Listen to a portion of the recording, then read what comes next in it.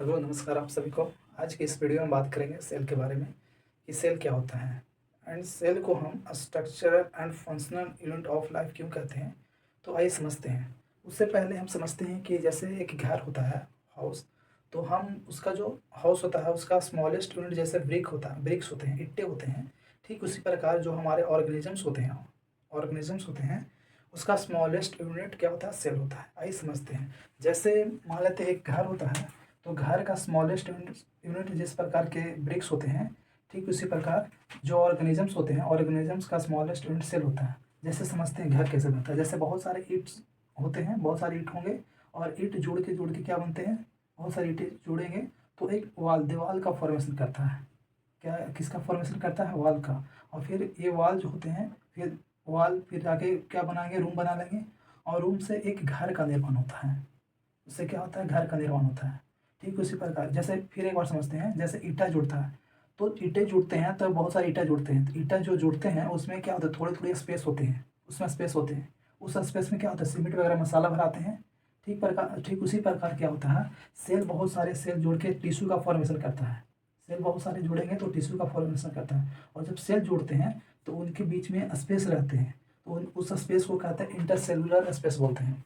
बहुत सारे सेल जोड़ते हैं, सेल होते हैं, उनके बीच में क्या होता है, आपसे स्पेस होता है। उस स्पेस को इंटरसेलुलर स्पेस बोलते हैं। एंड इंटरसेलुलर स्पेस में इंटरसेलुलर सब्सटेंस भरे होते हैं। क्या भरे होते हैं, इंटरसेलुलर सब्सटेंस। तो बहुत सारे सेल्स जोड़ के क्या होता है, टिश्यू का फॉर्मेशन करते हैं। जैसे बहुत सारे ब्रिक्स जोड़ के वॉल का फॉर्मेशन करते हैं एंड वॉल का जोड़ के रूम का फॉर्मेशन करते हैं। रूम से हाउस का निर्माण होता है। ठीक उसी प्रकार टिश्यू से ऑर्गन्स का फॉर्मेशन होता है एंड ऑर्गन से ऑर्गन सिस्टम का। और ऑर्गन सिस्टम आगे जोड़ कर क्या बनाते हैं, ऑर्गेनिजम्स बनाते हैं। क्या बनाते हैं, ऑर्गेनिजम्स का बनते हैं। आइए समझते हैं कि हम सेल को हम स्ट्रक्चर एंड फंक्शनल यूनिट क्यों बोल रहे हैं। क्योंकि जितने भी लिविंग ऑर्गेनिजम्स हो, लिविंग ऑर्गेनिजम्स में क्या हो जाएगा, चाहे तो वो छोटे ऑर्गेनिजम्स हो या बड़े ऑर्गेनिजम्स हो, उन सब में सेल्स होते हैं, सबसे स्मॉलेस्ट यूनिट होते हैं। तो सेल्स तो सभी में मिलेंगे, जितने भी ऑर्गेनिजम्स होते हैं सभी में सेल्स मिलते हैं। सेल नहीं मिलेगा तो फिर आगे टिश्यू कैसे बनेगा, और टिश्यू नहीं बनेगा तो ऑर्गन्स कैसे बनेगा। तो इसलिए सेल का होना जरूरी है। चाहे जितने भी ऑर्गेनिजम्स चाहे तो छोटे हों या बड़े होते हैं, उनमें सेल्स होते हैं। बिना सेल्स के ऑर्गेनिजम्स नहीं होंगे, लिविंग ऑर्गेनिजम्स नहीं होंगे बिना सेल्स के। तो सबसे पहली बार जो फर्स्ट सेल डिस्क्राइब की थी, सबसे पहली बार जो सेल डिस्क्राइब किया गया था, रॉबर्ट हुक ने 1865 में की थी। 1865 में रॉबर्ट हुक ने सेल की डिस्कवरी की थी। लेकिन जो रॉबर्ट हुक ने सेल की डिस्कवरी की थी वह डेड सेल था। तो उसके बाद फिर एंटोन वॉन लेeuwenhoek ने 1874 में, कब, 1874 में लिविंग सेल की डिस्कवरी की थी।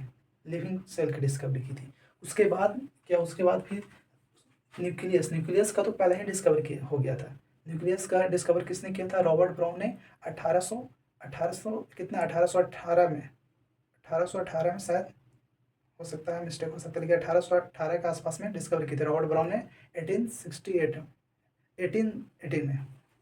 एंड उसके बाद फिर हम बात करते हैं, जैसे कि फर्स्ट से डिस्क्राइब की थी रॉबर्ट हुक ने, जो कि डेड था। एंड फर्स्ट डिस्क्राइब जो लिविंग सेल्स थे वह एंटोन वॉन लेeuwenhoek ने किया था। And discover of nucleus Robert brown ने किया था। ये रॉबर्ट हुक ने डिस्कवर कब की थी, 1865 में। एंड एंटोन वॉन लेeuwenhoek ने जो लिविंग सेल था उसका डिस्कवर की थी 1874 में, जो कैसा था, लिविंग था। एंड डिस्कवरी ऑफ न्यूक्लियस किसने किया था, रॉबर्ट ब्राउन ने। एंड लार्जेस्ट अगर सेल पूछा जाए कि लार्जेस्ट सेल कौन से सेल होता है, तो ऑस्ट्रिच एग, जो ऑस्ट्रिच का एग जो होता है वह लार्जेस्ट सेल आता है। एंड स्मॉलेस्ट सेल अगर पूछा जाए, स्मॉलेस्ट सेल हो जाएगा माइक्रोप्लाज्मा, जो 0.3 माइक्रोमीटर का होता है। माइक्रोमीटर कितना होता है, 0.3 माइक्रोमीटर। एंड लॉन्गेस्ट सेल पूछा जाए तो लॉन्गेस्ट सेल क्या हो जाएगा, नर्व सेल। अब यहाँ पर कन्फ्यूज़न ये होता है कि लॉन्गेस्ट सेल और लार्जेस्ट सेल और लॉन्गेस्ट सेल में फ़र्क क्या हो जाएगा। लॉन्गेस्ट सेल अगर पूछा जाएगा तो नर्व सेल होगा। कृपया इस बात को ध्यान दें, अगर लॉन्गेस्ट सेल अगर पूछा जाएगा तो नर्व सेल होगा, लेकिन अगर लार्जेस्ट सेल पूछा जाएगा तो ऑस्ट्रिच का ही होगा। और लॉन्गेस्ट सेल में क्या जाएगा, नर्व सेल। अब बात करते हैं लिविंग ऑर्गेनिजम्स। लिविंग ऑर्गेनिजम्स चाहे तो एक यूनिसेलुलर होते हैं या मल्टी सेलुलर होते हैं। जैसे हम लोग एक मल्टी सेलुलर ऑर्गेनिजम्स होते हैं। हम लोग क्या है, मल्टी सेलुलर होते हैं। लेकिन कुछ ऐसे भी ऑर्गेनिजम्स होते हैं जो सिंगल सेल्स होते हैं, उसमें सिंगल सेल होते हैं तो हम ऐसे ऑर्गेनिजम्स को हम यूनिसेलुलर ऑर्गेनिजम्स बोलते हैं, जिनमें एक ही सेल होते हैं, सिंगल सेल होते हैं, उसको हम यूनिसेलुलर ऑर्गेनिजम्स बोलते हैं। जैसे एग्जांपल में अमीबा, पैरामीशियम क्या हो गया, यूनिसेलुलर ऑर्गेनिजम्स होते हैं। जैसे ऑल लिविंग ऑर्गेनिजम्स कंपोस्ट होते हैं किसके सेल के होते हैं, चाहे तो यूनिसेल हो सकते हैं या मल्टी सेलुलर। यूनिसेलुलर का मतलब सिंगल सेल होंगे, यूनिसेलुलर का मतलब single cell, and multicellular का मतलब मैनी सेल्स होंगे। इसमें अगर यूनिसेलुलर की बात करें तो यूनिसेलुलर का एग्जाम्पल क्या जाएगा, अमीबा, पैरामीशियम हो जाएगा, और भी एग्जाम्पल्स होते हैं। अगर बात करें, अगर एक ही सिंगल सेल है तो क्या ये भोजन के लिए दूसरे पर निर्भर करते हैं या फिर अपना भोजन खुद बनाएंगे। तो क्या होता है कि यूनिसेलुलर होने के कारण ये सारा काम खुद एक ही सेल से पूरा काम कर लेता है। जितना भी इसका काम जरूरी रहता है, असेंशियल काम रहता है अपना जीवन के लिए, जीने के लिए, वो सारा काम सिंगल सेल से ही पूरा कर लेता है।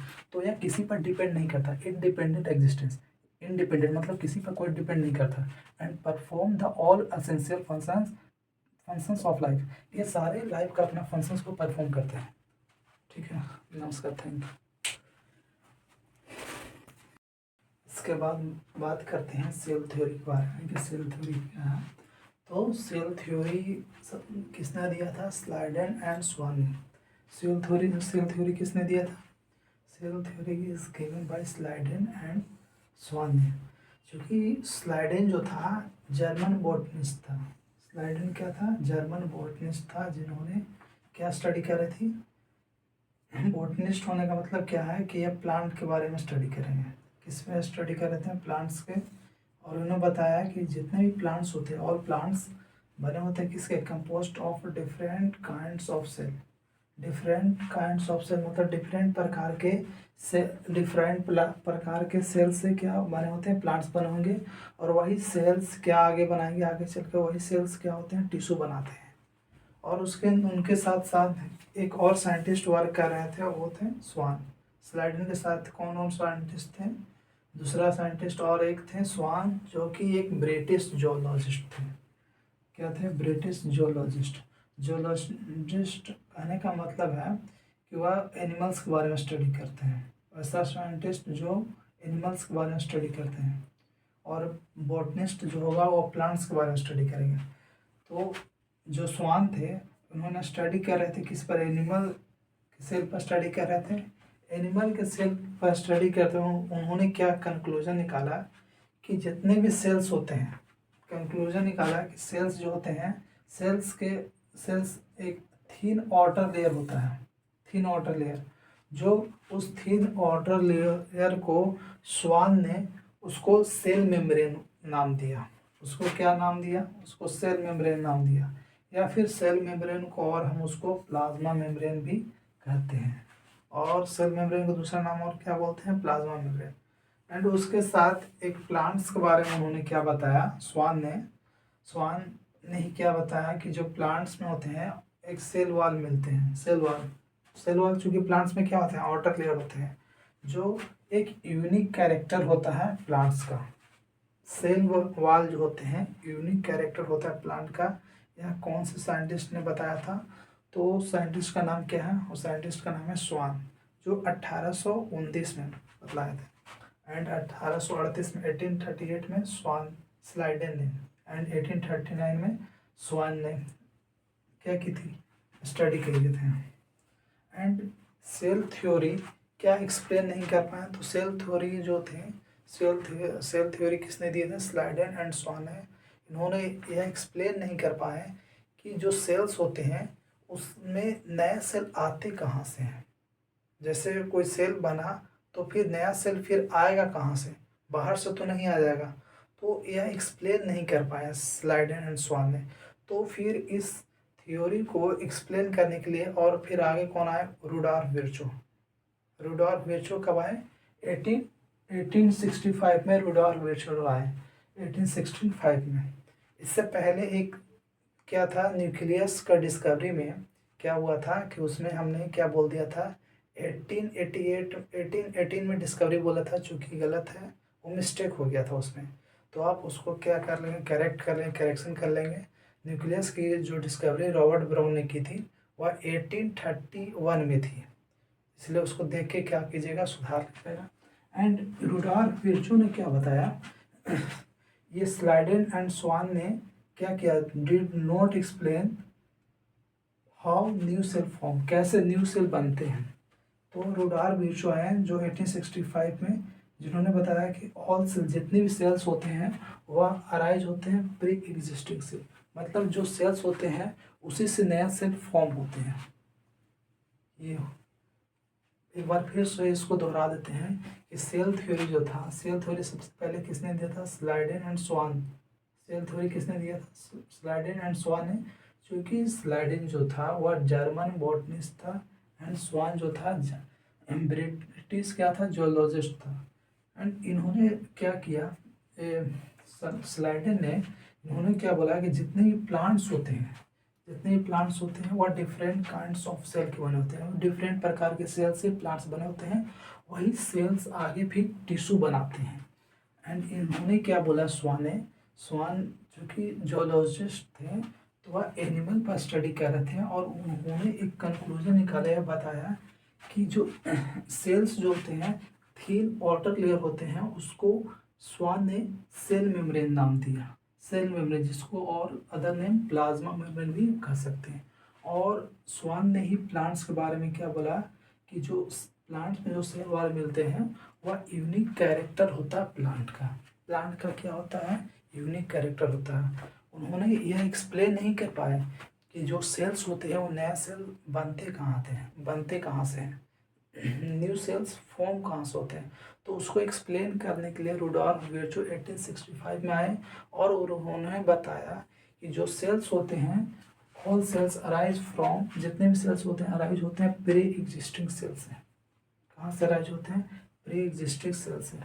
And animal cell and plant cell composed of different kinds of cell and cell products है।